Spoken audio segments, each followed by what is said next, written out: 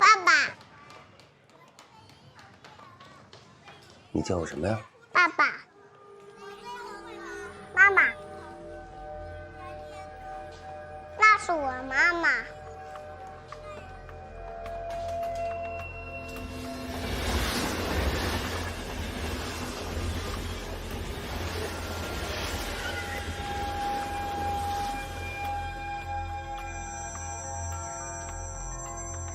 逸轩，你来了。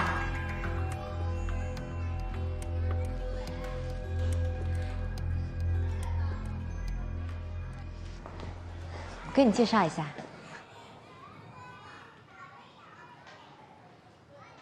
这位是我先生林逸轩，这位是艾小姐。你好。你好，这是你的孩子啊？对，他是我孩子。爸爸，爸爸，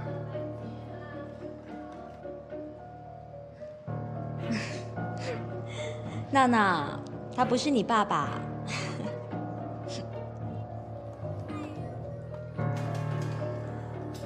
先走了。再见。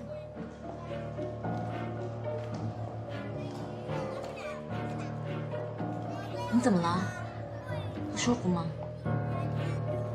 可能是饿了，头有点疼。那你等会儿，我去拿包包，很快。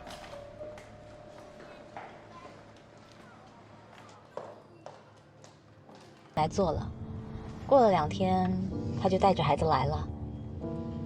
不过，他总是很忙，都很晚来接孩子。现在的单亲妈妈真的不容易。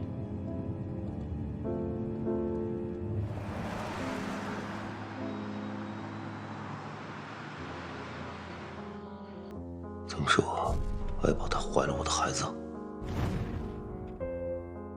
爸爸，你叫我什么呀？爸爸，这是你的孩子啊？对，他是我孩子。他总是很忙，都很晚来接孩子。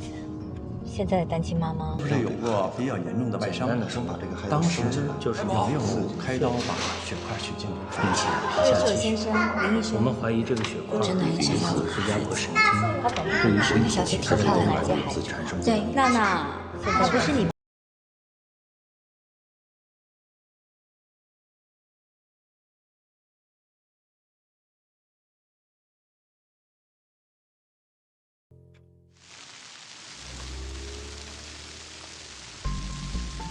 等等，你等等，你今天必须把话跟我说清楚。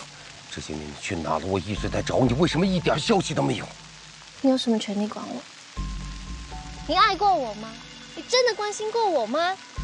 我有，我真的有。不要忘了，你已经结婚了，你是有老婆的人。爱宝，在幼儿园里那个孩子，是我们的孩子吗？不是。撒谎！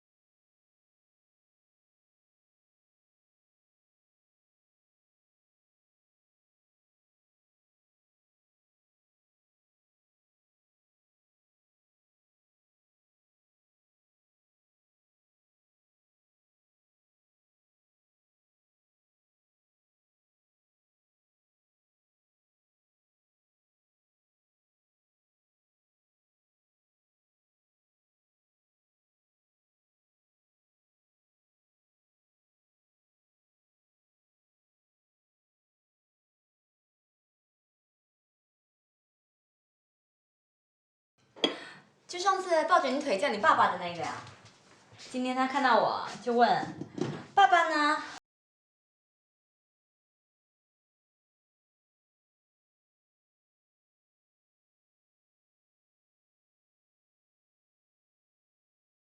知道他的成长过程要怎么办？在幼儿园里那个孩子是我们的孩子吗？不是，你撒谎！那我们的孩子呢？我拿掉了。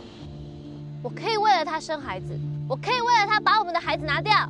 请记住，你是有老婆的人。哎，我还能带孩子去你家吃饭吧？饭好了，过来吃吧。啊。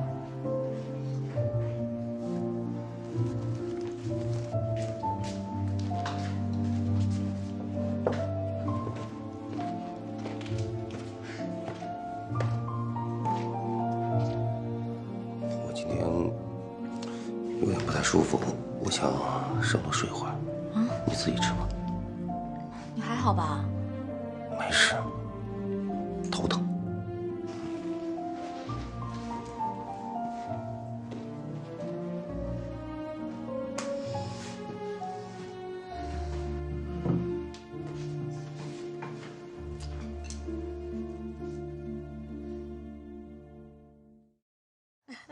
他在家里也这么样子吗？对呀，老不听使唤。闹闹其实他真的挺会。是呢。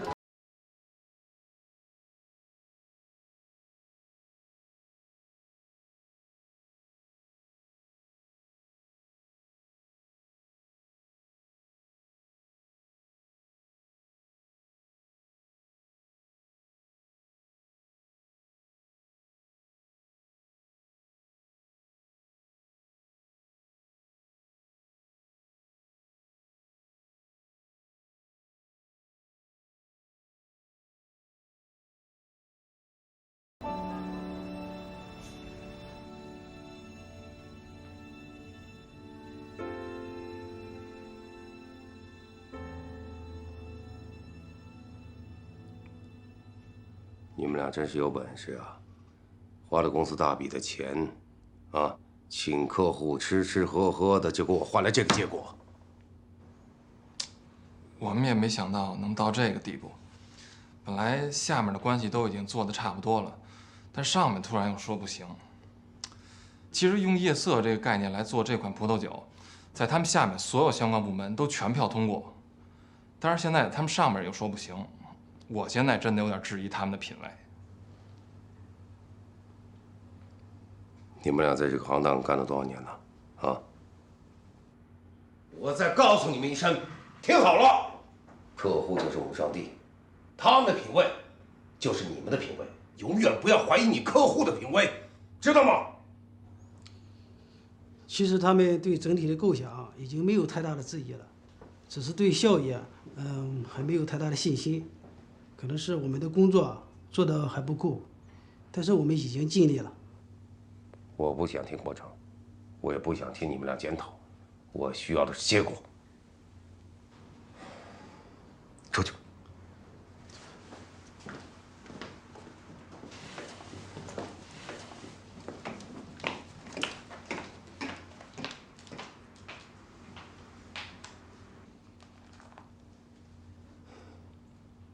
一会儿你通知一下财务部，就是我说的，这两个家伙请客吃饭的钱由他们自己报销。好的。行了，没事了。那我先出去了。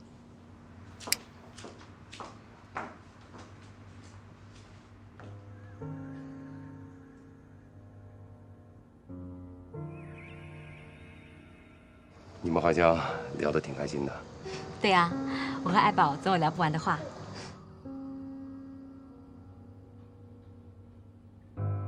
乃梦和爱宝的关系越走越近了，我突然有一种说不清的担忧。公司招聘的情况怎么样？咱们公司这次招聘的情况虽然不是特别好，但是有一个算得上是人才。说看。这个小伙子是传媒大学硕士毕业，广告学专业。精通各种软件和数据信息的处理，沟通能力也很强。之前在奥美是担任部门副总监，他想来咱们公司应聘副总的位置。接着说。之前看到他资料的时候，我们觉得也很惊讶，后来电话确认，发现没问题，他就是想要来公司当副总。据我分析，他可能在奥美不太得志，或者遇到什么问题，所以想跳槽到咱们公司，祈求更好的发展。说穿了，可能是话语权的问题。我对这个小伙子有点兴趣。哎，你告诉他一声，说我想见他。好的，明白。不好意思。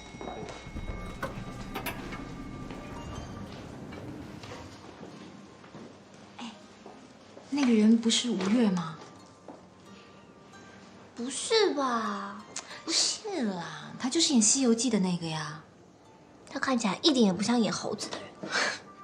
我敢保证，他一定就是。不然我们打赌。打赌？嗯。怎么赌？不如我们就赌闹闹吧。如果我输的话呢，闹闹就借给你玩3天。这算哪门子赌注啊？那我赢了，还得帮你带3天孩子，不是自找麻烦吗？你不要口是心非了嘛！我看你那表情就知道你特别喜欢闹闹。这倒是被你说中了。那好，可是你赢了呢？哎，不如这样，如果我赢了，你就把闹闹给我们玩3天；如果你赢，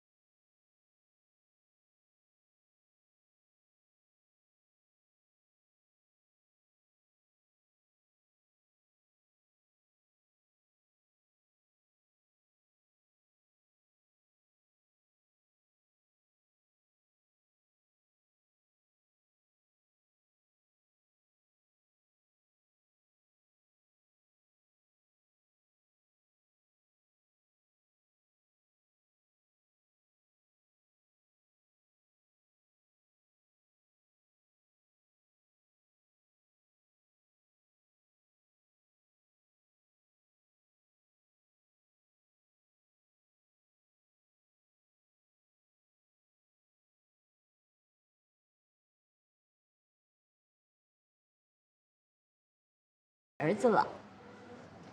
为什么呀？因为我和爱宝打赌啊，他输了就得愿赌服输了。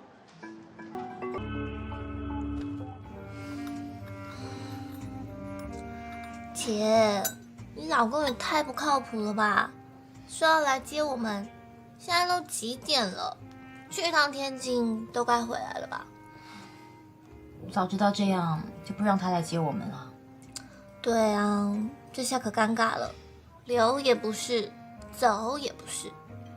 等一下遇到交通高峰期，非得堵在马路上不可嘞。但我们现在走的话呢，你老公应该在路上了吧？让他扑空也不好吧？那能怎么办呢？我们就再等等吧。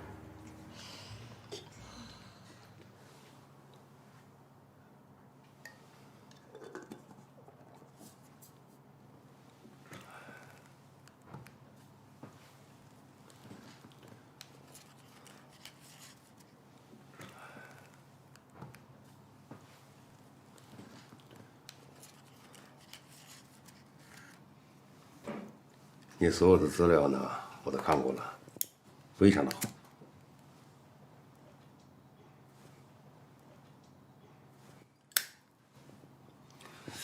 不过，我有点疑问啊，就是你为什么会放弃一个大公司，来到我们这么一家小公司呢？林总，我都做到这儿了。这就证明了我对贵公司的信心。现在就看贵公司这座庙是否能收留我这个流浪僧了。哎，姐，你给我讲讲你们谈恋爱的事情吧。这种事情有什么好讲的？其实也没什么特别的。不是吧？我看他不像是没有情调的人呢。那你就错了，他其实挺大男人主义的，没什么情调。不过他倒是挺喜欢旅行的，但是常常是说走就走，也不跟你商量的。还有，他喜欢画画，也画得挺好的。他常说，如果他没有做广告的话，搞不好会成为一位画家呢。你对薪酬方面有什么要求吗？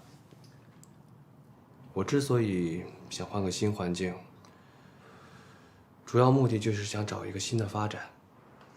只要公司能给我足够的施展自己的机会，薪水方面不是问题，就按林总您以前的规定就好了。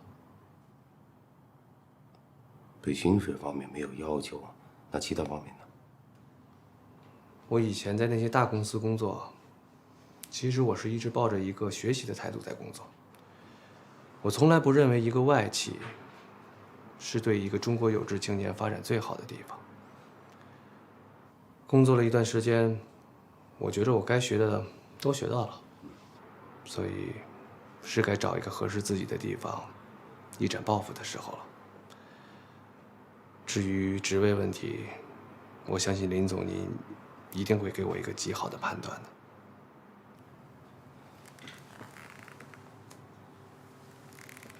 首先呢，我要感谢你选择我们公司，对我们公司的信任。但有件事情呢，我想跟你说一下，啊，你刚刚来到我们公司，可能我还不能给你这个职位和你所有的要求。如果是这样的情况下，你还愿意留下来吗？任凭差遣。哎，不如这样，今天晚上你去我家吃饭，我让你看看他的画。这不太合适吧？有什么不合适的？就这么定了。等会儿我们去超市买点菜，我再让他做几道他的拿手菜给你吃。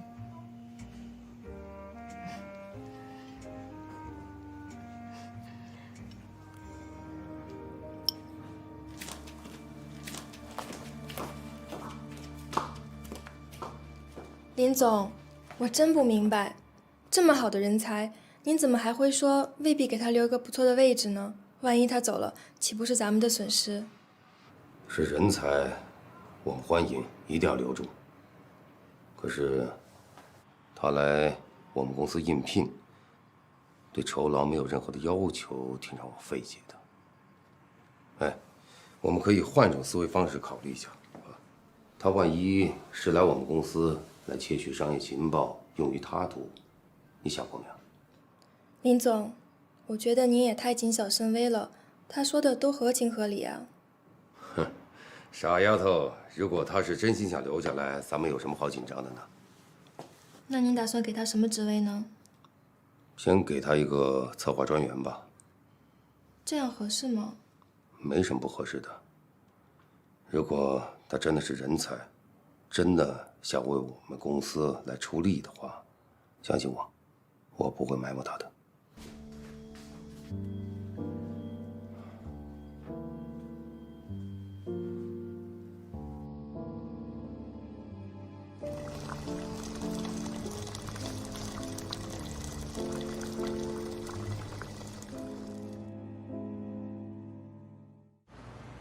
我们公司虽然不大，但是五脏俱全，还有很多复杂的情况呢。有什么不明白的，可以问我们哦。对的，对的。哎，这个策划案，谢谢。聊什么呢？那么开心？我给你介绍一下，这是孙林，林总的大秘，大红人，你可得好好认识一下。你好。行了，你们别贫了啊，别打扰人家工作了。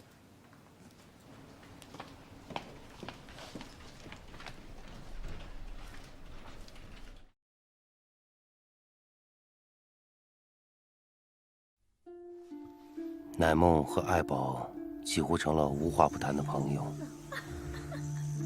看着他们俩那么好的关系，我心里总有一种说不出来的矛盾和纠结，总觉得有一种潜在的危险在我周围围绕着。娜娜，是吧？为啥这个狗熊戴着帽子？为啥它这个帽子这儿呢？这个狗熊做这个狗熊的时候，这阿姨给他穿的衣服呀。哪个阿姨呀？这是做狗熊的阿姨。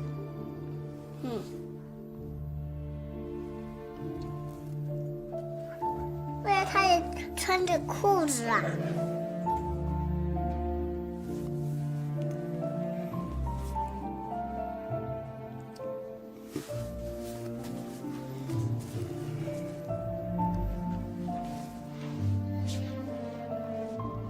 爱宝走进了我跟乃木的生活，可闹闹渐渐走进了我的心里。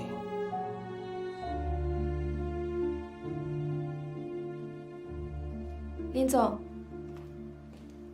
上次那个红酒策划案，对方还没有给我们回信，您看接下来该怎么做呢？林总，有句话不知道当不当讲。讲。咱们新来的任意是对方冯总公司的校友，咱们何不死马当活马医，试试看呢？就想听听大家对这个案子有什么想法，可以畅所欲言，随便说说。时效性非常重要，我相信改正了这2点，客户一定。任意，你的意思呢？我的意思就是，只许成功，不许失败。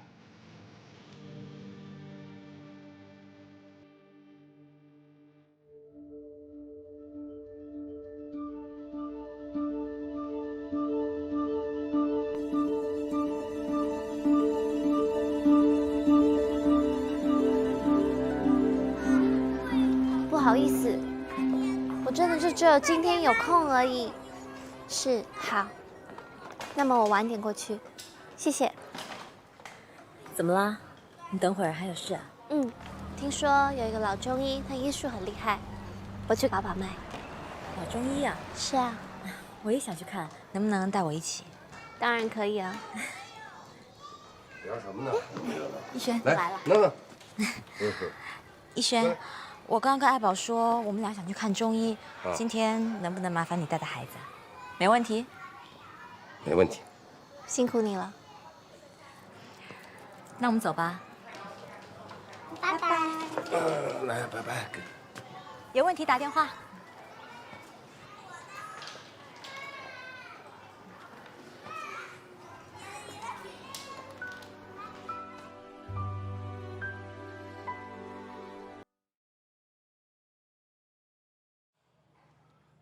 你看啊，林总，问您点事儿呗。说。那边那帅帅的男孩叫什么呀？他叫任意，是我们公司新来的。怎么着？喜欢啊？还行吧，您就帮个忙呗。哎，我警告你啊，喜欢他没问题，但是记住，工作的时候不要打扰我的员工。知道。啊，就那边加一个。任意啊，任意。哎，林总。怎么了，林总？你看一下啊，整体呢我觉得还不错，可是这方面可能要调整一下。对，我让他们啊上面加盏灯，把这字打亮。怎么样？我看见，就按你的办。什么话说？您今天是不是把仁义的电话给那个模特了？这已经不是我第一次看见你这么做了。你怎么能随随便便把别人的隐私透露出去呢？你怎么知道别人需要你的帮助？万一人家有人家的想法呢？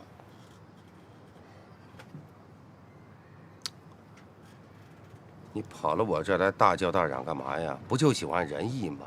直说嘛。我可没那么说。还说没有？你瞧瞧，我这咖啡都变成醋了。喂，我想问问你啊，你哪个眼睛看见我把电话给那个女孩了？行了，能看出来你喜欢仁义，我给你盯着呢。嗯。哎，既然你喜欢他，那咱们就应该分析一下他啊。仁义的学历又高，人又帅，别说那几个模特盯着他，我们公司的好几个女孩都盯着他呢。你可要小心一点。啊？还有谁啊？这我就不方便透露了，容易引起内部矛盾。不过我也侧面打听过，他至今还单身，我也从来没发觉过他跟任何女孩约过会。就这个情况的话，我觉得只有3种可能性。哪3种呢？第一种，他同性恋。不可能。这第2种，啊，性冷淡。胡说，您又胡说了。啊不，这个不太会胡说啊。你想想，现在白领的工作压力大，很容易得这方面病的。您是在说您自己吗？我是吗？我是一个例外，好吗？那你怎么知道他不是个例外呢？行，他是个例外。第3种吗？这第3种呢，就比较关键了。嗯。啊，仁义不喜欢泡吧，不喜欢夜店。嗯。那你告诉我，他喜欢什么？他想找什么样的女孩？他肯定想找一个跟他有共同语言的女孩，是不是？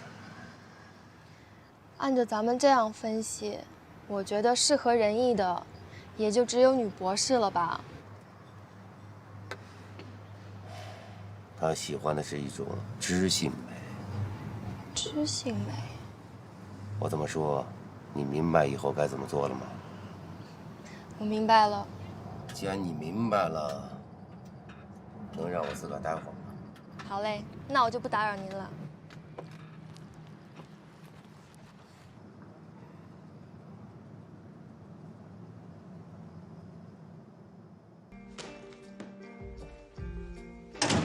其实我不是爱宝的男朋友。帮我演个戏有什么难的？爱宝怀孕是真的。爱宝她怀了我的孩子。其实爱宝她真的非常爱你，但是我就是不明白，为什么你们2个人要互相伤害。其实你没事的话，可以常来这里坐坐，孩子们有种治愈人心的力量。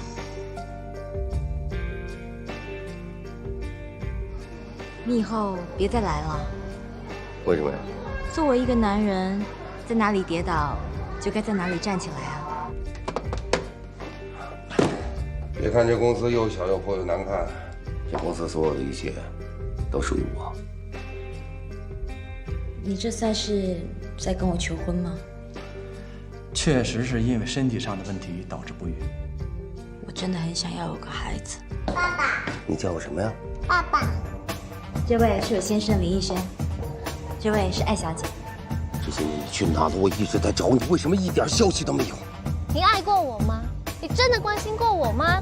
今天的孩子还问起你来了，我听了真的是觉得怪心酸的。我可以为了他生孩子，我可以为了他把我们的孩子拿掉。今天我给你赢了一个儿子回来啊！什么意思啊？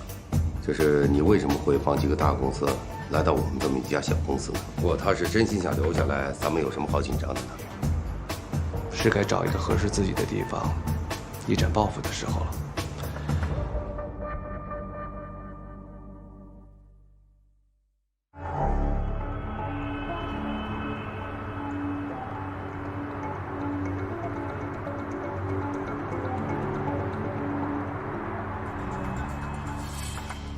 南萌老师再见。再见，真乖。来，来，来吧，再见。那就麻烦你帮我送爱宝了。慢点。坐好了。那我去了。嗯，开车小心点。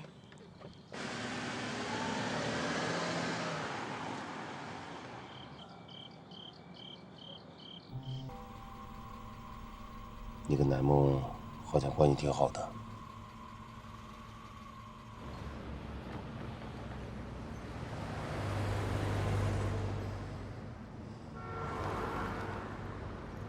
你到底想我怎么样？难道不想对我说点什么吗？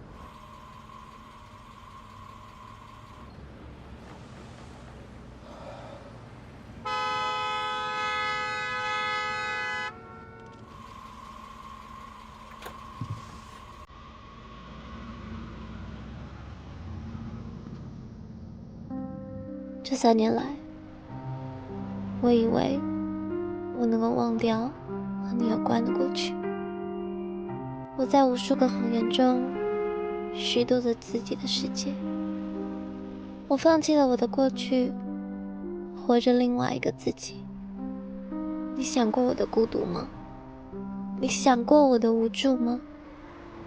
甚至，你想过我吗？我曾经以为你是我生活下去的全部意义。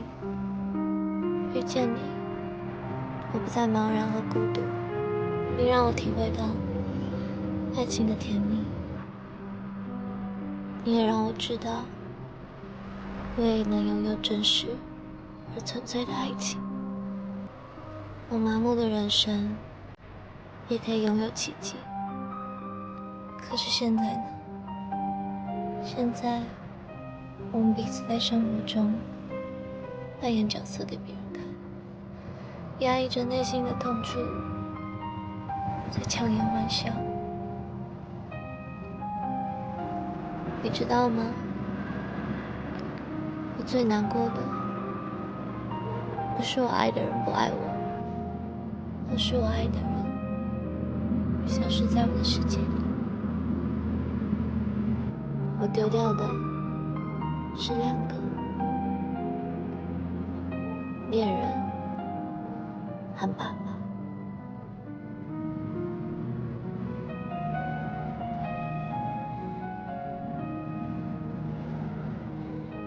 我能送你吗？不用了。别这样，海宝。我能为你做点什么？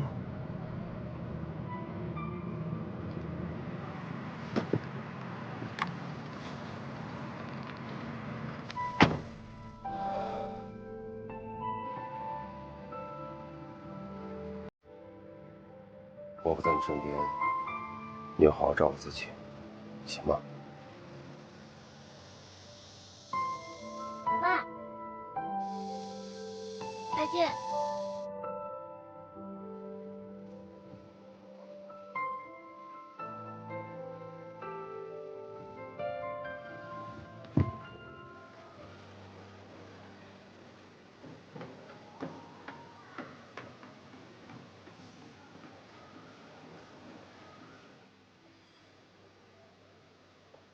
艾小姐好。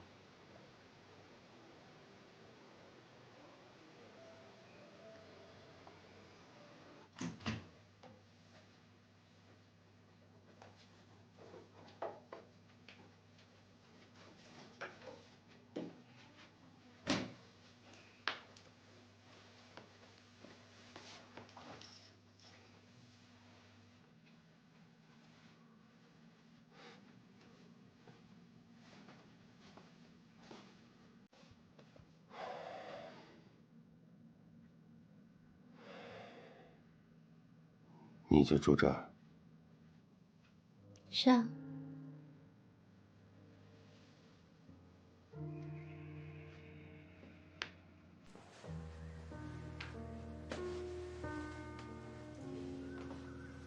让孩子上床睡吧。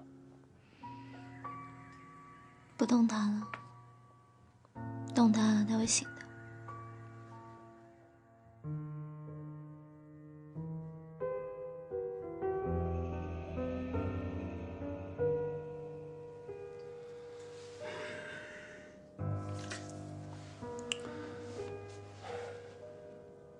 这酒店，这房间，这一天下来费用挺高的，你怎么能付得起呢？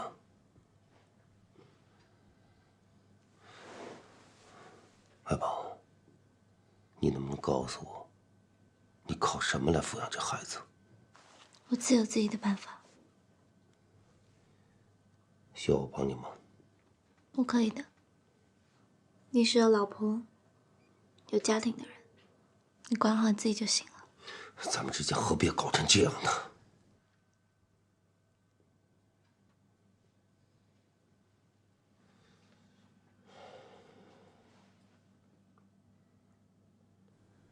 以后你有任何需要，都可以来找我。我会全力帮你。不需要。孩子睡了，我也累了。你再不回去，南梦姐会担心的。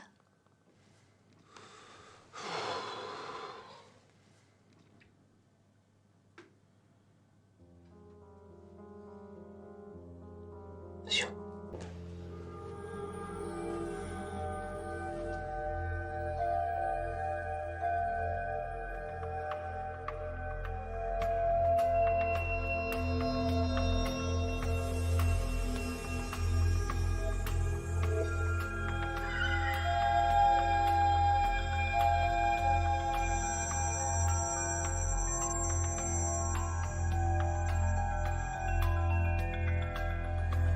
哎，服务员，来一下。你好，先生，有什么需要？可能我朋友不在房间，刚才我在这儿把东西落了，你能不能帮我打开门？好，可以。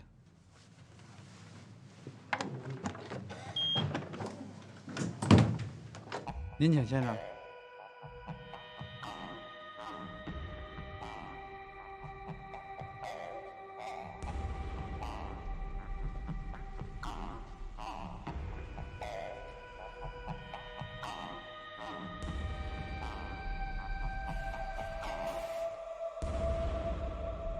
这怎么回事啊？这明明人在里边呢，怎么没了？您是艾小姐的朋友吧？啊，她人呢？她在另外一个房间。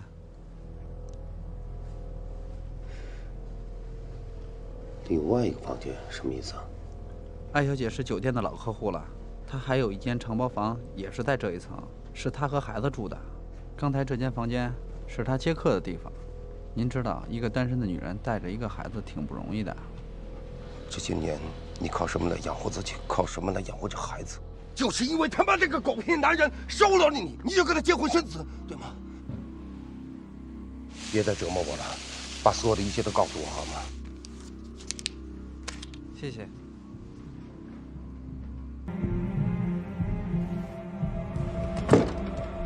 打开！打开！打开！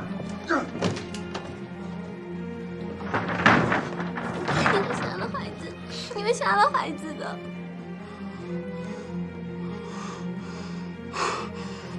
出来！你给我出来！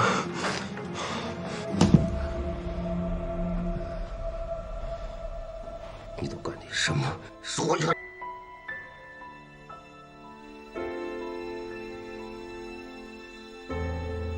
哇，你的确没让我失望。我说过。我只需要你的信任。现在全公司上下，我最信任的就是你。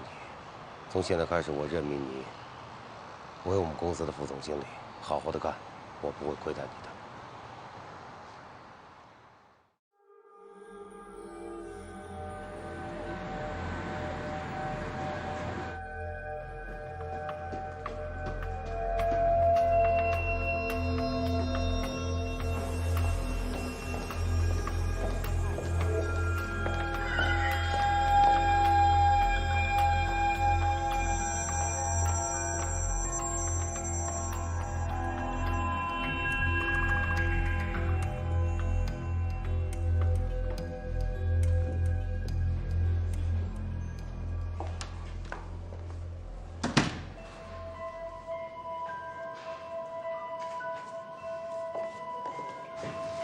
任宇啊，有件事情呢，我希望你亲自帮我去办一下。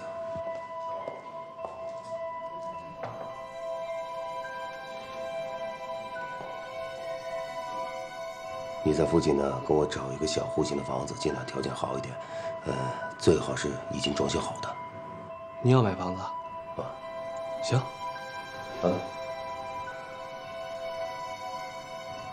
这是我的私事，明白？明白。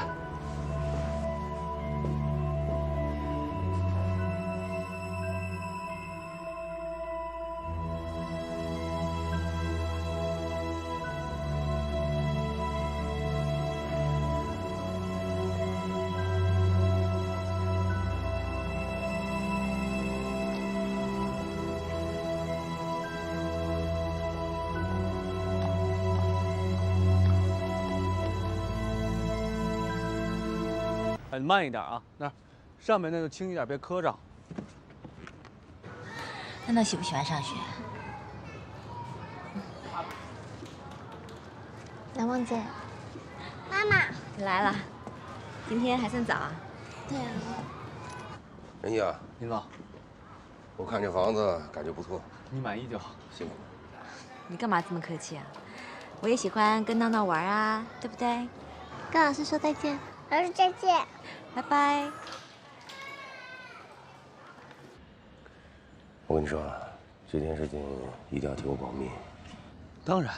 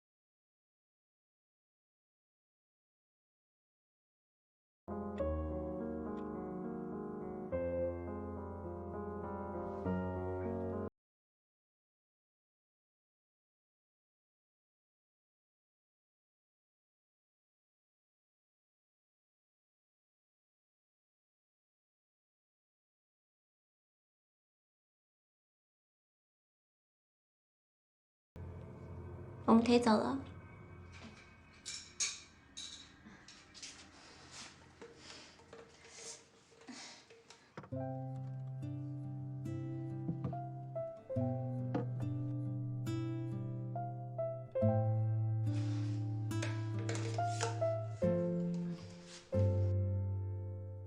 若不是因为遇见你，怎会忽然艰难呼吸？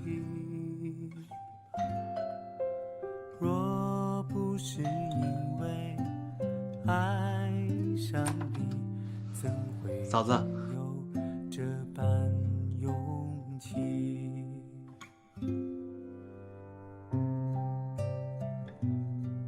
林总说家里的水管坏了，我过来看一下。对呀，不好意思，这种事还麻烦你。嗨，哎，先不用拖了，请进。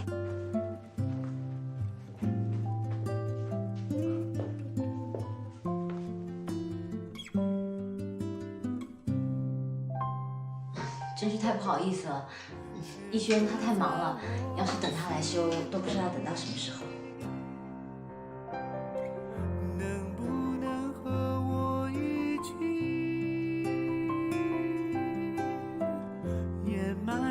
时光里，我如此的珍惜。谢谢。这是我的秘密，这是我的秘密。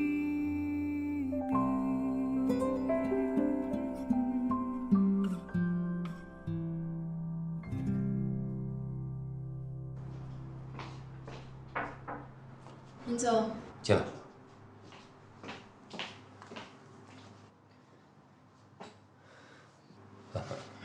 把自己打扮得挺漂亮。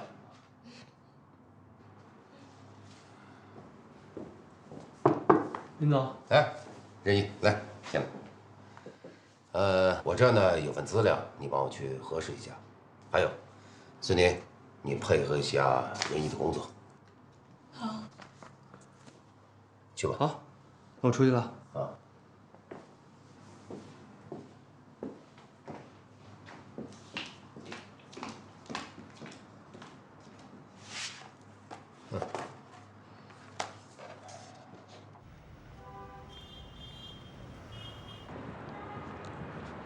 任意，为了庆祝大功告成，我们去唱歌吧。我有点累了，你们去玩吧。走吧。我这人唱歌五音不全，你们去玩吧啊。林总组的局，你敢不给老板面子？而且老板娘也在。走吧，走吧，走吧，快点。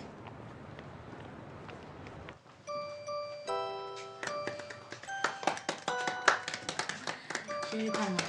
谢谢，感谢。我不知道什么生日，为什么？没关系。我都不知道是你生日，什么都没准备，你也没跟我说。你来就是最好的礼物了。生日快乐！谢谢嫂子，谢谢林总为我庆生。